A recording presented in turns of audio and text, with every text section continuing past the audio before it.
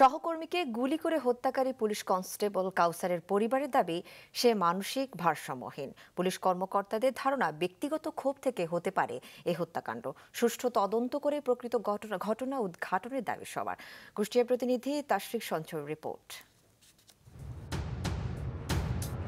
রাজধানীর বারিধারায় কূটনৈতিক পাড়ায় ফিলিস্তিন দূতাবাসের সামনে পুলিশের কনস্টেবল মনিরুল হককে গুলি করে হত্যা করেছেন তারই সহকর্মী কাউসার আলী। কাউসারের বাড়ি কুষ্টিয়ার দৌলতপুর উপজেলার দৌলতখালী দাঁড়ের পাড়া এলাকায়। তার বাবা বীর মুক্তিযোদ্ধা।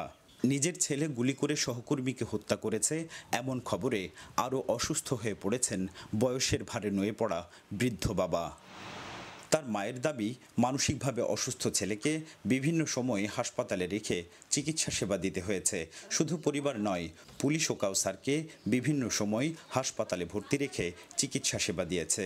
আমার ছেলের পরিস্থিতি তো মেন্টাল, সে ঢাকা পোড়া লোক জানে, ডিপার্টমেন্টের লোক, তারাই সে নিজে অসুস্থ হলে তারাই চিকিৎসা দেয়, আবার সে সুস্থ করে বাড়িতে সিসিনে তাদের আবার ছুটি কাটায়।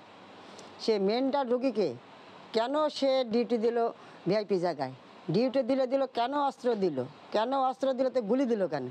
আমরা জানি, বাড়ির ফ্যামিলিরা জানি যে সে মেন্টাল রোগী, তাকে লাঠি দেয়, অস্ত্র দেয়, জানিনি শোনা।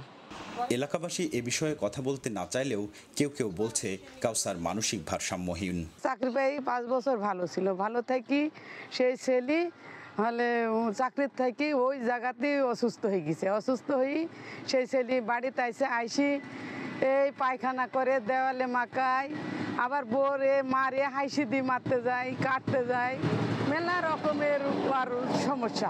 কিছুদিন চাকরি করার পরেও আসে ওই বেন্টালে যায়, তারপরে ওনাকে নিয়ে যায় বেন্টালে, ভাবনা নিজেই আইনি সেই ঘুরে ফিরে আবার কিছুদিন পরে তো ওকে নিয়ে যায়, আবার পুলিশে যাই চাকরি দিয়েছে।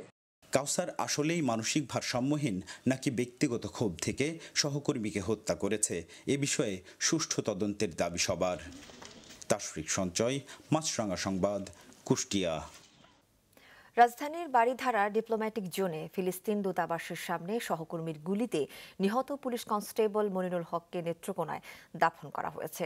সকালে বিষ্ণুপুর ঈদগাহ মাঠে জানাজা শেষে পারিবারিক কবরস্থানে তার দাফন হয়। মনিরুল বীর মুক্তিযোদ্ধা, মৃত শামসুল হকের 6 সন্তানের মধ্যে সবার ছোট।